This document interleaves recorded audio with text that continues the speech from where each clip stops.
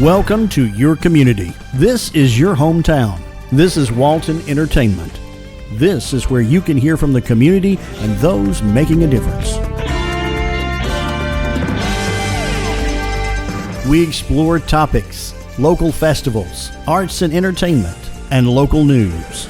For this program and much more, visit us online at yourlocalstream.com. That's yourlocalstream.com. Museum, I'd like to welcome you to our beautiful historic courthouse, and hope that you enjoy what you see here today, and I think you will. I have to take this moment to get in a plug for the museum, so you just have to bear with me. We're celebrating our 10th anniversary this year, and we'd love for you to come by and take a look. We're right down the street, a block and a half or so, we're going to have a lot going on, but one thing I would mention is that we have one major gallery, our Hometown Teens Gallery, which we opened in 2016, is going to close this year. We're probably going to take that down around April, so if you haven't seen that, or it's been a long time since you've seen it, you might want to drop by and take a look. We have this all the time. It's all about high schools in Monroe. We've got Monroe High School, Carver High School, the old A&M School, and George Walton. We have videos and pictures, and what happens is people come in there and they start looking and say, hey, that's me. So you are, a lot of you are part of history, whether you know that or not. The other thing I'd like to mention is our Facebook page. We try to put as much Monroe history on that page as we can. We have about 7,500 followers, and you can learn something there, if not every day, every week. Also, when you visit our Facebook page and you comment, we learn things. So please do that. The other thing I'd like to mention is Monroe history. And just like I just said, you're it. And you're the best source that we have for history. Your family history, your church, your organizations. Our archives, we have minutes and meeting minutes and scrapbooks from almost every organization in Monroe. And if you have things like that, if you're like genealogy, like Mr. Genealogy, Hugo Peters on the front row here, but if you've got family history, and let me tell you folks, when you die, your kid's going to throw it in the trash. So if you bring it to us, it won't be thrown away. It'll be archived and it'll be kept for research. So make you aware of that. We are very fortunate this afternoon to have Mr. Charles Young with us to speak to you about Buffalo Soldiers. Charles is the great-grandson of Buddy Conyers, who was not born in Monroe, but he came to Monroe at a very early age and lived his life here. And I'm going to tell you a little about Buddy, his wife, Luelle, and what Buddy went through. And then I'm going to turn it over to Charles, and he's going to tell you about Buddy and about Buffalo Soldiers in general, which he does all the time. And he's traveled here from Arizona, so we're very fortunate to have him and very grateful that he took time to do that with us. I also mentioned that Charles is the great-nephew? No, nephew. Nephew of Dan Young, who was a community leader, civil rights worker, and owned Young's Funeral Home here for a long time. So he's got a lot of ties with us, and we appreciate him being here. But let's get back to Buddy. Boyd Conyers, I think, came here when he was about 4 years old from Covington, and grew up here.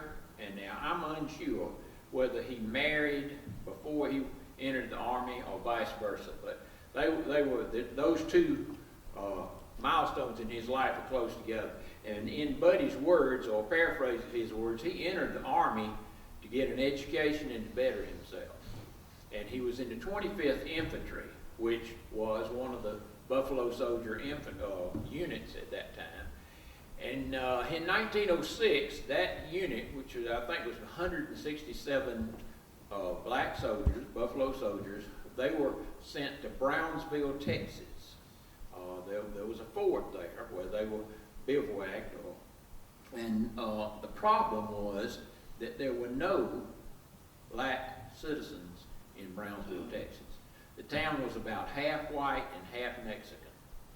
And there were tensions caused by that. They really didn't want those black soldiers in town. And so shortly after they arrived, an incident occurred. It was during the night, and people started firing shots. There were over 200 shots fired. One man was killed, another was injured. And it's called the Brownsville Raid or the Brownsville Affair. You can look it up on Google. It's too long of a story for me to tell it all here today, but it's very interesting. Well, the outcome of that was that the blame was placed on the 25th Infantry, on the black soldiers. Well, they were all in bed asleep and all their weapons were locked up. There was no way they could have had anything to do with that. But that's where the blame landed. And investigations took place, and it still stayed there. It went all the way to President Theodore Roosevelt. And Roosevelt, very unwisely, discharged that entire unit from the Army. It was not a dishonorable discharge, but it's a discharge without honor, which meant, though there were some of them that just 1 or 2 years away from retirement, and none of them could receive their benefits after that. They were all just summarily discharged from the Army and lost their benefits. Buddy, on the night that this occurred, was on guard duty. Now, he was asleep when it happened. He was not the one walking guard, whatever, but he was on guard duty. And so it came around that they thought Buddy knew something. And they talked to him there in Brownsville when they did that investigation. And then it went further, and there was an investigation done by the government, by the Army. And then finally, Roosevelt was actually trying to back up the lie that he was, I won't say he was telling the lie, but he was supporting the lie. And he sent 2 investigators, private investigators, to Monroe to depose Buddy. And that happened right here in this building. Sheriff Claude Arnold, who had an office here, was present along with the investigators, and they talked to Buddy for several hours. And Buddy told him the same thing that he had told the other investigators before that he knew absolutely nothing. He was asleep when this happened. Well, that didn't satisfy the investigators. They went back to Washington, and they wrote a confession for Buddy. And they gave it to President Roosevelt. And it was published as Buddy's confession. Well, the people of Monroe were astounded. Sheriff Arnold, I can't quote his words, but in essence, he said, "This is the biggest lie I've ever seen anybody sign their name to." And of course, the investigators had signed their name. And Buddy had dozens of character witnesses, both black and white, from town, and he just knew everybody. He was a gregarious kind of fellow, and went around and he'd done just about everything as far as making a living. But and then later on, he had to go to Washington and testify before the Senate. And he did this on his own dime. He didn't get paid, he didn't get reimbursed anything. He went to Washington, he testified before the Senate, and that went on for days and weeks. His wife was pregnant with their first child. They would eventually have 8 children, I believe. And finally, Buddy was so frustrated, and he said, "Look, I've come here, paid my own way, and I've told you the truth, and I've told you all I know. My wife is at home expecting our first child, and she's not doing well, and I would love for you to just give me permission to go home." Well, about a month later, they did. But luckily, the child was born, and everything was okay there.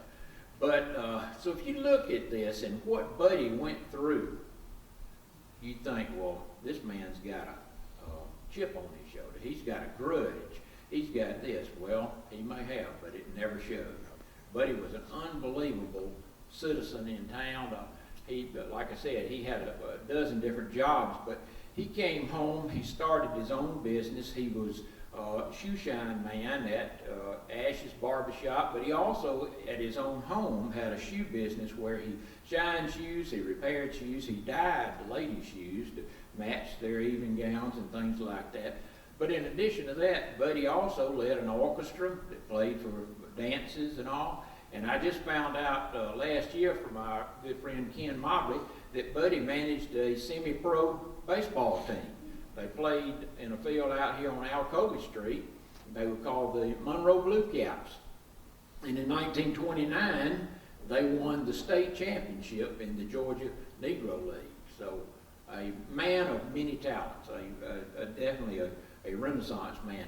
He was an avid baseball fan. He traveled to New York at least one time to watch his Dodgers play. He loved the Dodgers, and he went to see them play in the World Series with the Yankees, I believe.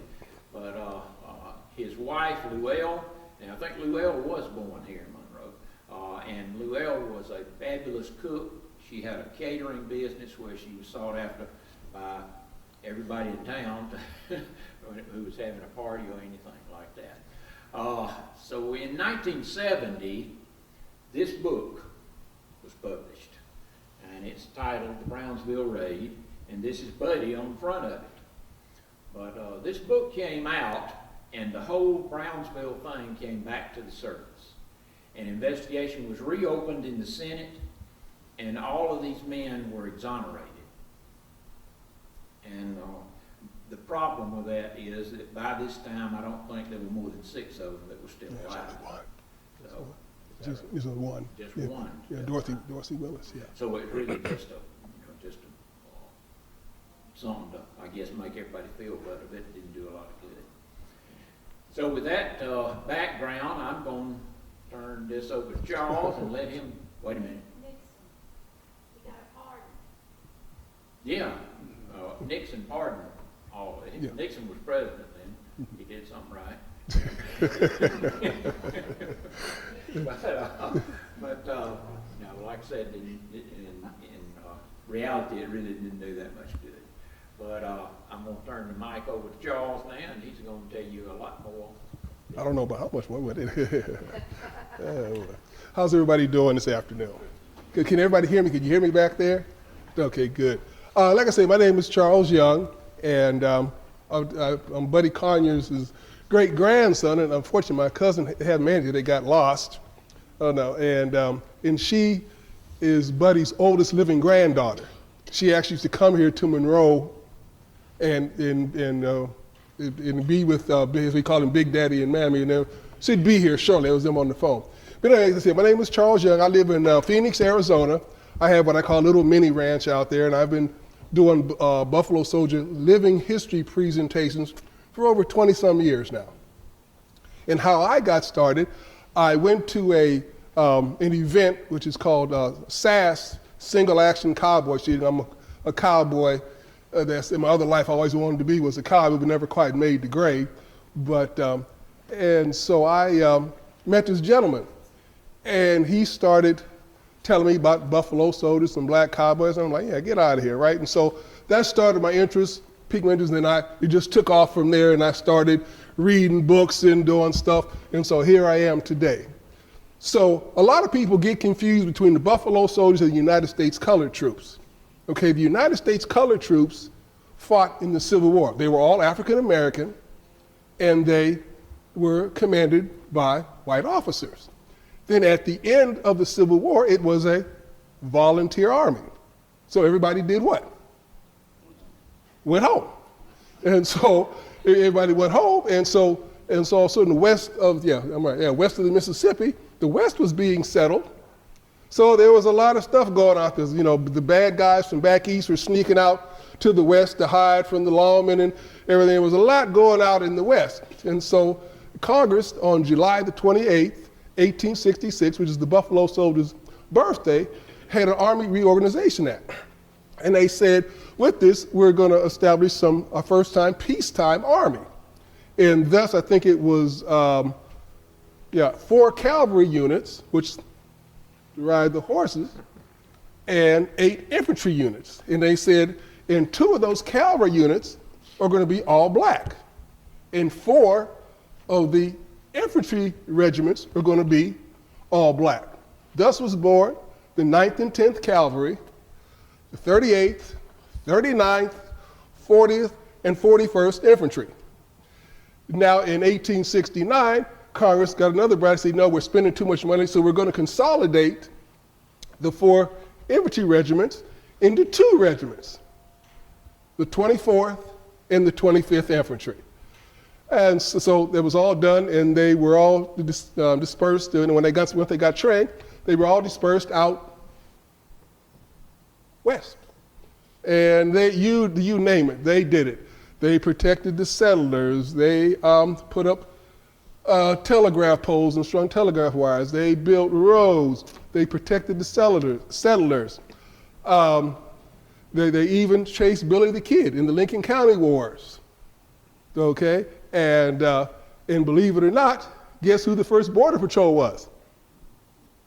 The Buffalo Soldiers. If I had my slides, like I was telling Steve, usually when I do, it's like an inside presentation, I have a bunch of displays I set up so that I can point to them to help people understand, but unfortunately I wasn't going to be trying to lug all that stuff on the airport, so, and we couldn't, my gentleman over there was trying to get my jump drive where we couldn't get it to work, so you just have to, when you go home, get a look. If you look at all the posts in Texas, New Mexico, Arizona, right along the border were all the forts where the Buffalo Soldiers were stationed.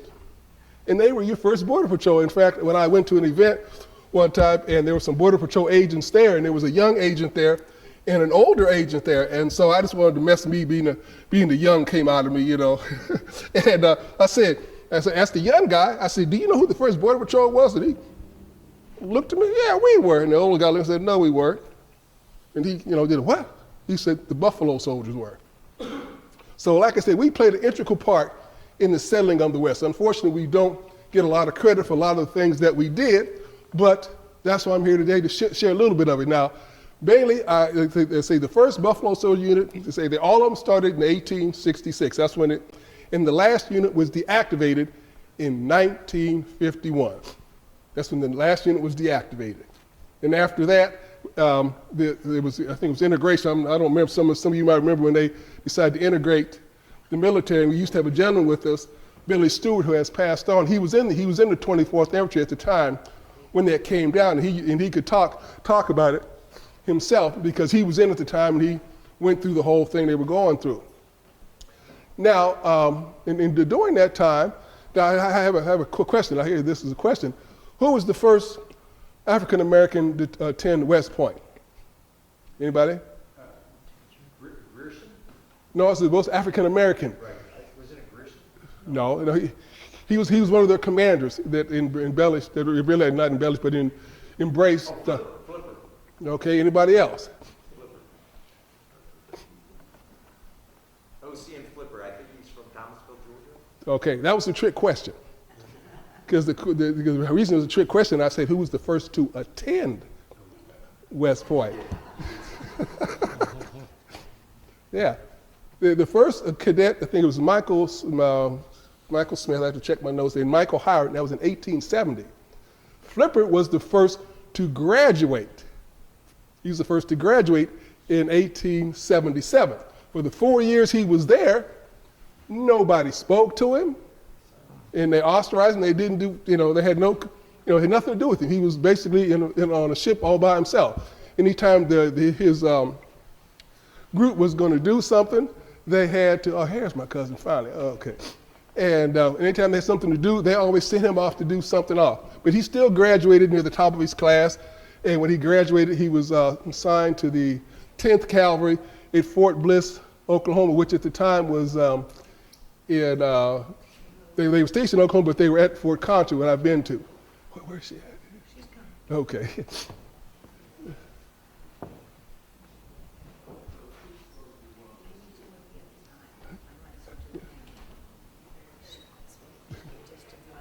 Huh? Hello. Oh, no, I haven't seen. There comes my beautiful cousin. Okay.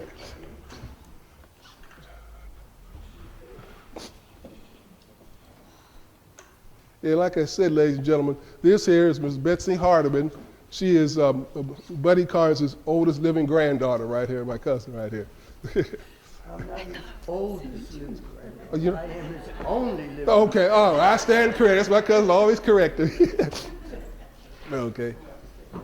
And okay, so where was I? Where was I talking about? Oh, I was talking about, like I say, that was a trick question that I was asking you about. Now, the second graduate was John Alexander Hanks, and the third graduate was Charles Young. I look pretty good for a couple 100 years old, don't I? and Hanks and Young were roommates while they were there. Hanks graduated in 1887, and Young graduated a couple years later, and they were roommates. When Hanks graduated, they stationed him to the 10th Cavalry also, I think it was, but unfortunately he had a heart problem and he died at a young age. And then Charles Young graduated, and he went on to have an exceptional career with the Army. And at the time that he was the highest ranking, he reached the rank of colonel, and he was the highest ranking African American at the time in the United States Army. And so what happened, he had a high blood pressure or some medical condition, and they discharged him. And so he went back to Ohio, and I think was it Wilberforce? That's not all black. Yeah, Wilberforce College. He went there and taught military science, rode his horse from Ohio to Washington, D.C. to prove his fitness for duty. And then they reinstated him, and there was a war going on at the time, and him being at the rank of colonel, those of us that are in the military know that his next rank was a one-star general. Well, the Army wasn't quite ready for that. You know, they weren't quite ready for obvious reasons. They weren't quite ready for that, so they sent him things to Liberia. He contracted malaria and passed on. But at the time, he was the highest ranking African American in the Army. And also, I think about 6 months ago, he was posthumously promoted to brigadier general. Yeah, and so he was going to start, but unfortunately, he didn't get. Now, and also, the interesting thing about West Point is that I had read in the book where the horsemanship at West Point was taught by the black NCOs of the 9th and 10th Cavalry. Because they were such excellent horsemen. So I happened to be in an event one time there, and I was, because anything I don't know for sure, I'll say I heard or I read something, and as we all know, you can't believe everything you read and everything you hear. And had to be a gentleman standing behind some people. He said, yeah, you're correct. And so I looked at him and said, okay, then what you talking about? He said, because either his grandfather or his great-grandfather had went to West Point, and when he came home, all he could talk about was the great horsemanship skills that the NCOs, the black NCOs had from the 9th and 10th Cavalry. He said they were exceptional. He said he just couldn't believe it. He said he couldn't believe it at all. And so like I said, Charles Young, and then after that, like I said, believe it or not, now this I'll share it with you, but you can't promise to take it out this building. Okay, can we agree? There was allegedly a woman that was a Buffalo Soldier. Her name was Kathy Williams. Now, about 6-7 months ago, one of my mentors, Dr. Laner, who Steve's had the privilege to talk to on the phone, we were talking about Kathy Williams. And he was like, no. I said, well, what are you talking about, Dr. Laner? And where the story goes, during the Civil War, the Union Army came through Missouri, and they stopped at the plantation where Kathy was a slave. And so, of course, they liberated the slaves, and she became a cook for the general there. And so once the Civil War ended, of course, the African Americans were competing with everybody else for jobs during that time. And so she disguised a situation with two of her cousins that, you know what, I'm going to join the Army. So she disguised herself as a man and signed her name as William Cathay, and her cousins joined the, she was in the 38th Infantry. And so as the story allegedly goes, she got sick and went to the infirmary. You guys are laughing already. Yeah, went to the infirmary. And so they go to the infirmary, so they open up her sack coat and get ready to, and go, whoa, wait a minute here. They didn't see that one coming, you know. So consequently, back in those days, women were not allowed in the military. So she was discharged because, you know, she was a woman. And then when she applied for her pension, the reason that she was, thanks, brother, but these allergies are. When she applied for her pension, the reason they said she had a pre-existing medical condition, being a woman. And so as the story goes, she went to Colorado got married, and this is where the story gets sort of shaky. She got married, they had a horse ranch. Her husband ran off with the horses,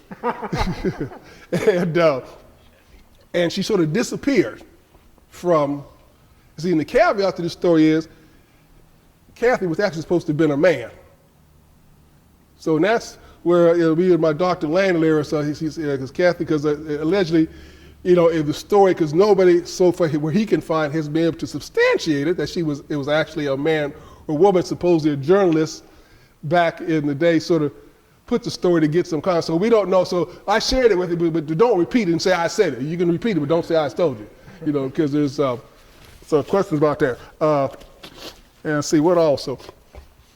See what else here. Boy, like I say, there's so much. Like I say, most of the time when we talk, we deal, me and my guys that I'm with, we just talk about the Indian wars that happened in Arizona in the Southwest, because that's what was very prominent out there during the time. And that's where the Buffalo Soldiers got most of their honor from. Now, how they got their name depends on which book you read. You read one book, they said they got their name because the Native Americans had never seen black men before, and their hair resembled the mane on the buffalo. Okay, I can see that. The second theory is that the places where it gets really cold, or you guys almost made me think about that, when it gets really cold in Wyoming and places like that, they had on buffalo skin coats. And so, okay, I can see that one. And then the one that me and the fellas in my group like to embrace is that because most of these soldiers were former slaves, okay, and they were used to having little of nothing, and they were pretty doggone tough. And so, and the Native Americans had never encountered a soldier that fought with such tenacity. I mean, even when wounded, there's one case where a soldier was wounded in both of his legs, and he crawled 2 miles to get help for his fellow Buffalo soldiers. And he got the Medal of Honor for that. And so they had never seen, so according to what the Native Americans' theory is, that the buffalo, when it's wounded, it just keeps charging at you. I've never shot a buffalo, don't care to, so I'll take their word for it. Okay, they said a buffalo just keeps charging, keeps on coming. That's, they liken the fighting spirit of the Buffalo Soldiers. And so that's the one we like to embrace. And if you look, and it was given to the 10th Cavalry first in 1867. Because if you look at the 10th Cavalry regimental crest, guess what they have that's on the regimental crest? Right, it's a buffalo. So it was given to them first. And like I say, they just did so much. As I can say, I was just sitting there trying to think of all the stuff that to share with you, because I don't want to bore you, because I don't want to see anybody nodding off or anything. And let's see here, what else? Is there any questions? That's a good way. Anybody have any questions that they want to throw at me to see if I can or cannot answer? Oh, no, that's not a good sign. No questions. Tell us about the uniforms you got. Oh, the uniform I have on is a uniform that my great-grandfather might have worn. Okay? It's a 1906 uniform with the spats. The shoes aren't correct, but don't tell nobody. And also, the buttons aren't correct. The buttons should be the same color as my unit, the cross rifles, and they should be bronze. And I just been too lazy to, I tried to ask my sister to sew them. She said she wasn't going to do it, but I'm just lying on it. And they should be the same color, but this would be the uniform, and the hat is over there. I don't like wearing them hats, but the hat, see, I think I have it. Oh, where is the hat? Yeah, thank you, sir. Yep, yeah, this is the hat they would have worn. Oh, sharp. Yeah, this. Oh, I mean, what do you do with a younger sister? Come on, gee. And this would have been their in garrison uniform, what they call when they were on the fort or walk around the post. This is something they would have had on. Any more questions? Come on, you guys got to have. Can I get a hat like that? Yeah. I can? Yeah. Yeah. Great, I want one. Yeah, you can buy. Yeah, you just go in there and then just look it up, and you can find it all over there. But you got to get the right one, because there's two different hats that they wore. This one has a wide brim on it, and the one that they wore in the early Indian Wars had a real skinny brim. Okay, now where do I get it? You can go online and just put Indian Wars uniforms. But you have to be careful, because you go on the internet, there's so many people that are selling stuff. Because one time I was on the internet, and And we'll see who was listed.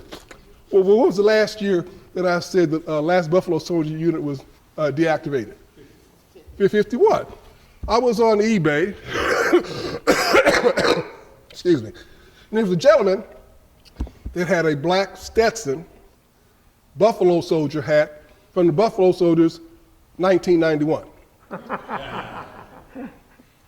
So I sent him a little email, sir, do you know what year the Buffalo Soldiers were deactivated? In 1951.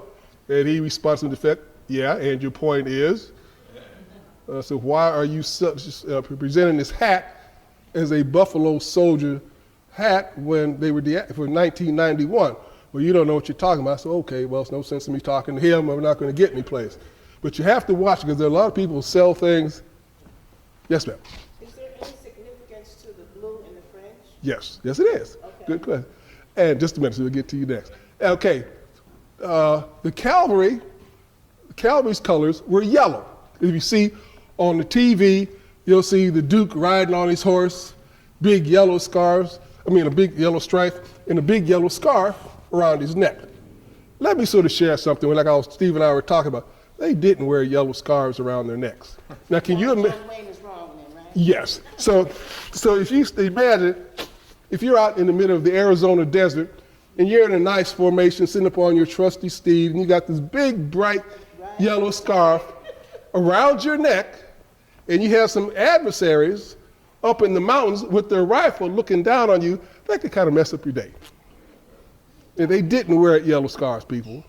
They didn't, and a lot of things, a lot of my buddies, and unfortunately, Steve knows my buddy Douglas Woodard was supposed to be here with me today, but unfortunately his wife passed a couple of Fridays ago, so he was unable to make it with me today. And we always talk, and it's funny, and you'll see the guys, riding their horses, firing their rifles. Trust me, I have horses myself. And trying to fire a rifle on a horse that's galloping at full speed. How many of you have been around horses? Now, would you say you could fire your rifle if your horse is galloping at full speed? So yeah, it's kind of hard to do, because I remember the first time I drew my saber on my horse, she stopped and said, she put her head down and was looking back, okay, what's going on behind my head here? And it was funny because we were in a parade, and the guy that was in charge said, hey, we're going to draw sabers. And so we're like, okay, how are we going to draw sabers while we're in this parade? So he stopped us and we drew our sabers. And also, trying to draw a saber when you're at a full gallop, that's kind of challenging also, But, and the thing of it is, out west, I think the only people that really carried the sabers were the officers, because officers, I hope there's no officers in here, are there? Anybody in the military that was an officer? Oh, yeah, my brother, you don't count, brother. Okay, I ain't gonna say nothing about this. But officers have their own mindset, if you know what I mean, when it comes to stuff like that. But the enlisted men, because when you're out in the desert and you're trying to be quiet, trying to sneak up on Native Americans, how can you sneak up on them when you got a saber that's clanking back and forth and making a whole bunch of noise? It don't work. Yes, sir, you had a question? Most of the photographs that show the Buffalo Soldiers have the campaign hat, which is not that one. It's, in fact, all of the ones at San Juan Hill had the other hats. Well, but actually, what you have to understand and realize, like I say, there was what was regulation and what they actually did. Because actually, they never wore any insignias on the hat. That was with the regulation. But I have a picture at home of a cavalry troop. Everybody has the cross sabers on their hat, And a lot of times, you're talking about out west. A lot of times, when the quartermaster passed out supplies, the 9th and 10th were at the end of the equation, as well as the 24th and the 25th. So they didn't get things until after everybody else had got their stuff. So a lot of times they didn't get things. In fact, I have a picture over here I can show you that to sort of illustrate what I was referring to. Oops. Now this was an issue that they put out on July 2016. It was an anniversary edition honoring the Buffalo Soldiers. And they put out, it has quite a few great stories about the Buffalo Soldiers. And you see the hat that he has on is not a campaign hat. That's Mexican border hat. Right, and so like I said, there was what was regulation, and what was actually what they actually, you know, because if they tore their shirt or they lost their hat getting away, they had to go to the settler on post and buy another hat, and they might not have been able to buy another regulation hat, so they got what they could get. And you can see he has and he even has his pistol that's on the opposite side. Does anybody know, any military guys know why the saber was always going to be drawn with the strong hand? Does anybody, military guys, know? I found that out in one of my trips, which was very interesting. The reason being, back in the day before there was pistols, the saber was the primary weapon to be drawn, and so therefore they put it on so to be drawn with the strong hand, and they wore the pistol on the weak side in the later years. I was, oh, that was interesting, so I didn't know. So, any more questions? Come on, you guys. What happened to the horses when the regiments were disbanded? Well, a lot of, like I said, there's a lot of theories. I haven't gotten to that. One of the guys that's a true horseman, they taught me the Army horsemanship thing. He knows, like all of us each of us had our little, a lot of them they sold to people, and because there's a young lady that one of our guys that was in the group, in fact, he saw the picture how many of you seen the picture of the Buffalo Soldiers? Okay, half the guys that were in that movie were guys that are in our group. Of course, they're old and we're still walking funny now, but they were in the movie. And one of the young ladies there, one of her horses that she had was a descendant of one of the original Army horses. You know, that was, because I think when they first started out, they had Morgans, and then they started crossbreeding them with quarter horses and others to get little stout animals. What do you call Insignias, yes. insignias? Oh, okay. What are they? Okay, Cross, these are cross rifles to designate the infantry. Cross sabers were for the cavalry, okay, because that was their primary weapon. okay. Yes, sir. So Buffalo Soldiers, when they were hurt, did they go searching down to Poncho Villa Right. from the Arizona border incursion? Yeah, right. In fact, I had the pleasure. I went down to Wilcox, and I actually got to stay in the hotel where Pancho Villa rode his horse up the stairs. Yeah, I got to be there for that. Okay. Any more questions? And also, I want to take the time to have my sisters, like you said, they were talking about Dan Young, who was my grandfather's brother, have his daughter and granddaughter, Ariel and Grace. You guys go ahead and stand with them. Oh, stand up, guys. Stand up. And have my sister stand up. Sister, stand up also. What do you do with sisters? I tell you what. So any more questions? I covered this. Yes, sir. I boggled the name of Ocean Flipper, the first one. Oh, sorry. Yeah, Henry. Uh-huh. I think it's interesting to note that our current Secretary of Defense, Lloyd Austin, is also from Thomasville, Georgia. Okay. Yeah. West Point class in 1970. Right. Yeah. Yeah. There's a lot of history. What's in Flipper, unfortunately, does anybody? You probably know why Flipper was discharged from the military. There's what they put in the book, shall we say, and then what actually transpired.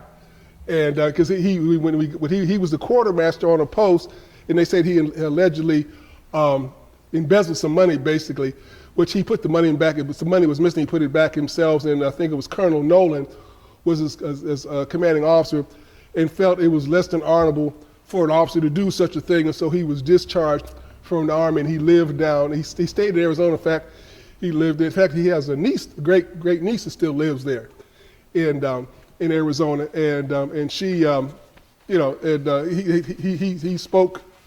I'm trying to think. How many languages did he speak? 3, 4 different languages. He was he's very well known in Arizona. Any more questions?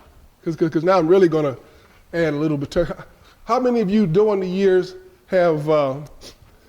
Oops, there go my glasses again.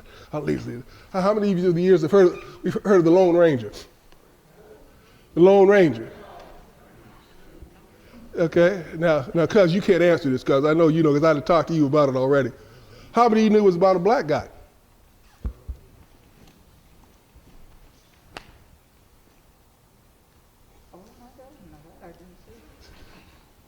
His name was Bass Reeves. He arrested more men than Wyatt Earp, Bassett, all of them together.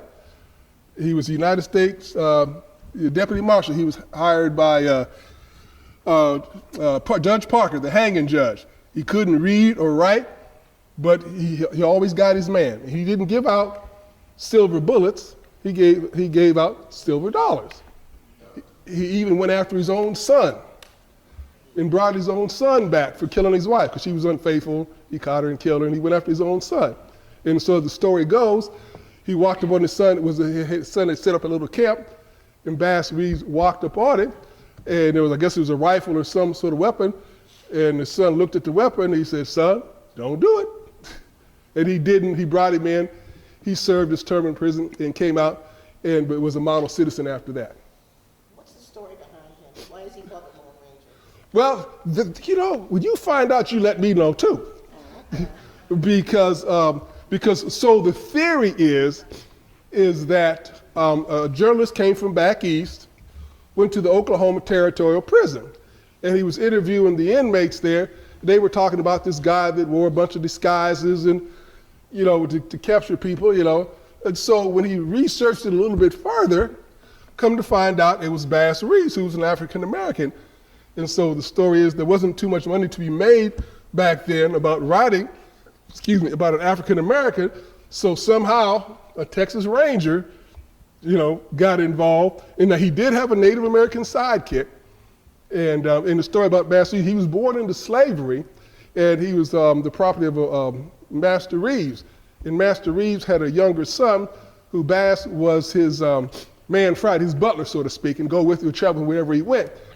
And Bass was, they said, I think it was 6'2", 6'1", 6'2", 200 pounds. He was sort of a stout gentleman.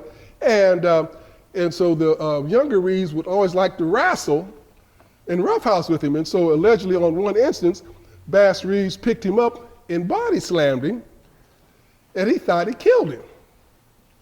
And he had an you-know-what moment. He just said, okay, this is not good. And so then he took off allegedly into the nations of Oklahoma, the Native American, and stayed there till the Emancipation Proclamation was passed. And then he said, okay, it's cool, I can come out now. And he came out, and while he was there, the Native Americans taught him how to track and do various things, which was he came out, and he got hired by Judge Roy Parker. Like I said, he couldn't read or write, but he always got his man. And even in one instance, there was this one outlaw, his name escapes me, but this guy, he had killed like eight or nine lawmen that had went after him. He just killed them all. So they sent Bass after him. Bass brought him back across the saddle. And the outlaw had so much respect for Bass and the way he conducted himself that he gave him, which as a sign of respect, I guess, back in the day, he gave him his pistol as a sign of respect. Was he well known? Is that Oh, yeah. I mean, like, why did he wear the mask? Because he was... No, he didn't wear a mask. This is just what they're showing, because the Lone Ranger that we all know, he had a white horse, a high-hole silver, he had the mask and so forth, but no, Bass didn't wear a mask. Well, I'm a movie buff, and I've heard that name Bass Reeves mentioned in some westerns. I've actually heard Yeah. that name. Oh, yeah, it's getting more people like myself to start running my mouth and talk about it, more people to research and find out about it. Yes, sir. I don't know if you know or not, but in the movie, Clint Eastwood, Hang 'em High, Yes, Judge Parker, right at the end of the movie, Bass is in there walking through, and they go out with this white guy. Yeah. He's in the movie. Yeah, it's like I say, I met an elderly lady, about 8 or 9 months ago, and I like the way she put it the best. They have a tendency to sanitize things. And to get on what Steve's point was talking about on the Brownsville raid, and the reason that it was a miscarriage of justice, but the whole thing about how many have heard, all of us have heard about San Juan Hill, and Teddy Roosevelt in San Juan Hill. Well, did you know it wasn't San Juan Hill? It was Kettle Hill. And guess who saved Teddy Roosevelt's bacon? The Buffalo Soldiers. Because he was charged up the hill, and because we have ladies present, he was getting his hat brought to him, and the Buffalo Soldiers laid down fire and saved him. And he never would have made it to president if it had been for the Buffalo soldiers. That's why it was so horrific that he did what he did, because like a lot of I think it was Senator Fornicar, I think it was that his name, Steve, brought to his attention. He said, what are you doing? He said, you wouldn't be president if it hadn't been for the Buffalo soldiers, because you were getting your hat brought to you going up Kettle Hill. They saved you, and now you're going to do this. And I have a picture for those that want to see it, because like I said, it's one of the things I had on my slide. I have the original picture that was taken. It's about this wide. And then you see the picture that we all see. We all see that that they publicized is this small. And but unfortunately, they sanitize history, and it is what it is, and that's why I'm here today, and hope I provided you a little bit of insight, a little bit of information to help you, anything to pique your interest, so you can go out and find out some more stuff. Is there any more questions, comments? Yes, sir. You may have already said, but I can't hear that well. Was the unit that Buddy was in Brownville, was it a cavalry unit? No, infantry. It was? Infantry, the 25th Infantry, what I have on here, 25th I know Infantry. they still had cavalry in World War I. Yeah. Yeah. Yep. Any more questions, comments, critiques? Oops. The thing about Roosevelt too, he had George Washington Carver in the White House. Yeah. And he caught a lot of hell for that. Yeah, he did. So to have, I think he got, I just, I don't know what his mind was, but I'm pretty sure he got presented a little bit different story. Right. Yeah, because according to what I've read, and because I have to be truthful, I've read about halfway through the book, and I got halfway through it, and I thought they all had gotten a trial. And then when I found out they didn't get a trial, I was like, here we go again. And it was interesting, but I think at the time, I think most African Americans were Republican. I don't know. I guess they were Republicans, and that's why it was such a miscarriage, because Teddy didn't put it out that he had discharged him without honor till after the election. And like that gentleman said, he caught a lot of flack for it, but he did what he did, and it was what it was, unfortunately. Now, cuz, you still have your poem you want to recite? Okay, my cousin would like to say a little poem that she did, so. It's not a little one, oh no. Miss Betsy Hardiman, ladies and gentlemen.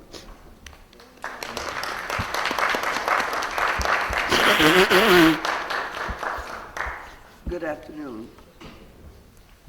Sorry I kept you waiting, but I'm from Florida. Let's see. And it took us a little while to get here. Only we were coming from Conyers today, not from Florida, but it still took us a little while. I like to say a couple of words before I give you the poem. Monroe, Georgia is very dear to me. I haven't been here since 1986. How many of you, I'm looking at you and you all look very young to me, but I'm gonna ask a question. How many of you actually knew Buddy and Llewellyn Conyers? Oh, quite a few. Well, they were my grandparents. And I ate a lot of meals in Llewellyn Conyers' kitchen. How many of you had a meal made by Llewellyn Conyers? A few of you. She was a good cook, right? Right. And how many of you had shoes shined by Buddy Conyers? Several of you. Well, I grew up having shoes shined by Buddy Conyers and shoes dyed by Buddy Conyers. But you know what? I didn't grow up learning about the Brownsville raid because they didn't talk about it. It was a shameful thing. When I heard about the Brownsville raid, I was in my 30s. And the book, The Brownsville Raid, wasn't written then. Wasn't written until later. And when I heard about it, I heard from the author of the Brownsville Raid. And when I really heard about it was when they did a Broadway show on Broadway. And I'll tell you a quick story because I know you've been sitting here a while. But the story is that when they did a Broadway show on Broadway, it was a big deal to me. I was living in New York at the time, and I brought my mother and my sister up from Florida, sunny, beautiful Florida, to a cold, chilling New York to see the Brownsville raid because her father was a character in the Brownsville raid. I mean, he was long gone because he died in 1966, but it was a character about him in the Brownsville raid. So I brought them up. It was 12 degrees in New York City the night that I took them to see the play. And my mother and my sister knew nothing about it. I just told them they were going to New York City to see the play, the Brownsville Raid. But they didn't know. I didn't tell them the name of the play. My mother looked at me like I was out of my mind. She said, "Are you serious?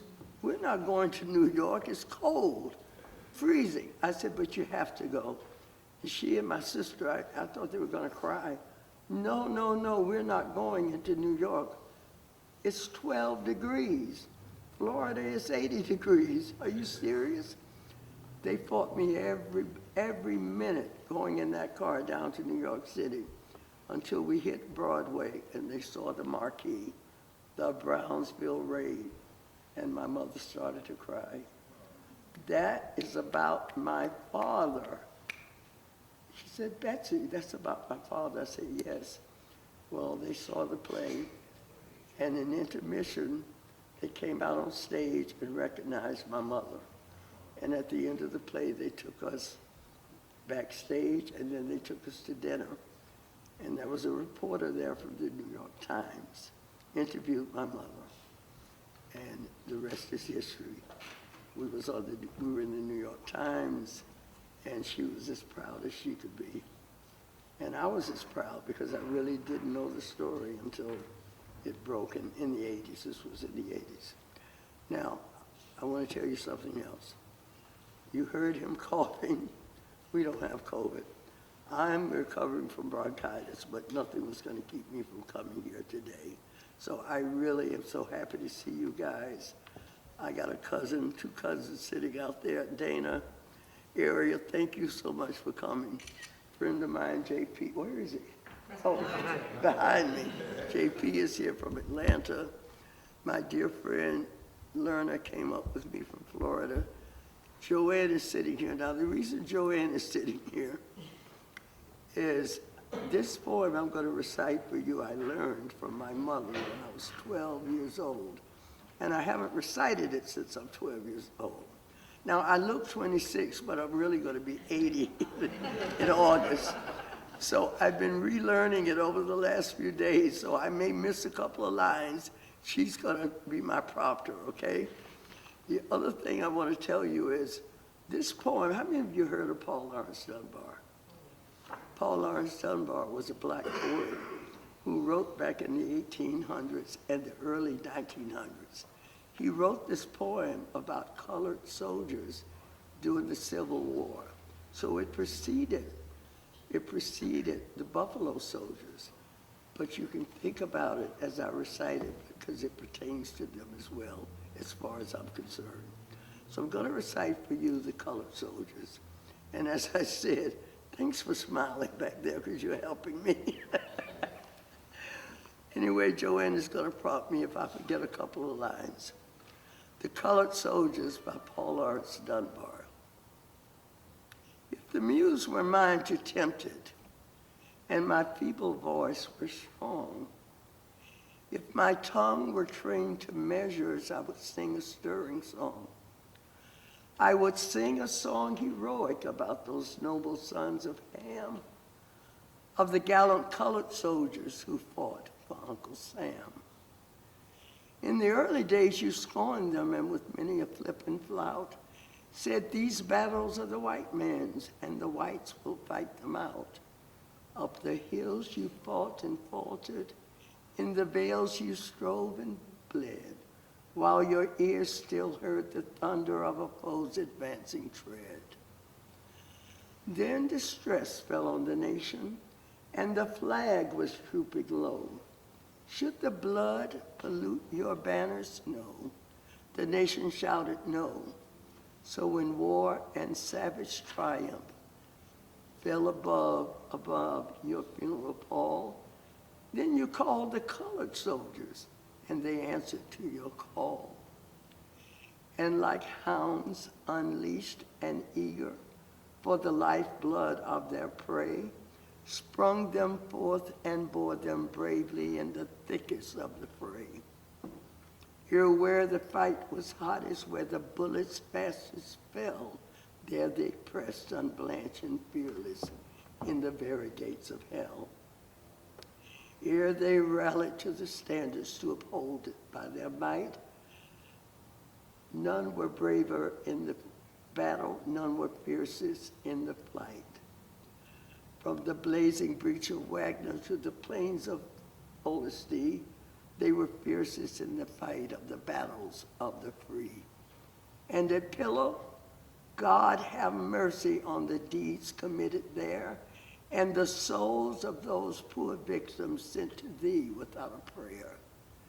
Let the fullness of thy pity o'er the hot-wrought spirit sway of the gallant colored soldiers who fell fighting on that day. Yes, the blacks enjoyed their freedom, and they won it dearly too, for the lifeblood of their thousands in the southern fields bedew. In the blackness of their bondage, in the black of slavery's night, their muskets flashed the dawning and they fought their way to light. They were comrades then and brothers. Are they more or less today? They were good to stop a bullet and to front the fearful fray. They were citizens and soldiers when rebellion raised its head. And the traits that made them worthy, those traits, they are not dead. They have, Joanne, they have shared your nightly vigils. They have shared your daily toils. And their blood with yours commingling have enriched the southern soil. They have slept and marched and suffered neath the same dark skies as you, and have met as fierce a foeman, and have been as brave and true, yes. Oh yes, their deeds shall find a record in the registry of fame, for their blood has cleansed completely, their blood has cleansed completely every blot of slavery's shame.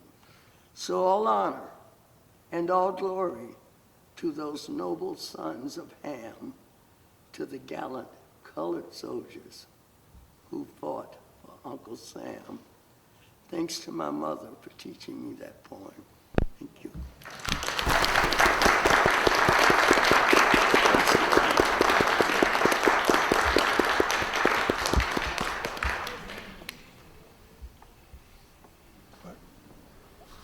Well, I think we've really been blessed today. Yes, So, a wonderful job by Charles, and so fortunate to, I don't know how in the world you could remember all of that. I know. That was fantastic. We appreciate y'all coming, and we're going, before too long, we're going to have Sam and Dexter back in here to redo their program on Revolutionary Soldiers in Walton County. So we have that to look forward to. And just thank you for being here, and come back again. Yeah, so one thing, I want to thank everybody again. I want to thank Steve for inviting me, and in the Wayfarer Hotel, if there's anybody here from there, because I've stayed, it has been great. Only thing is, you guys had nothing on Sunday. I had to find a place to eat this morning, trying to walk them down the street, trying to find something to eat. I was like, wow, everything, well, I went to go to the pizza place, it was closed, and everything else. But anyway, and I want to thank everybody for coming. It's really been a pleasure. So now I get to go back to Arizona where it was 70 degrees the other day, and I can warm up. Not used to this cold weather out here, was like Cuz was saying, not used to these cold weather. There again, thank you very much. You've been a great audience. Yes, sir. What do you think you're doing, Kevin? Was just gonna drive home. There are several warning signs present that you shouldn't be driving. Like hearing voices? Like your text-to-emoji ratio? Oh man, the selfies. Selfies. Nailed it. We all have warning signs that let us know that we're probably not okay to drive. Mine is pretending to be your subconscious. Craig, come on man, let's split a ride home. Your community. This is your hometown. This is Walton Entertainment. This is where you can hear from the community and those making a difference.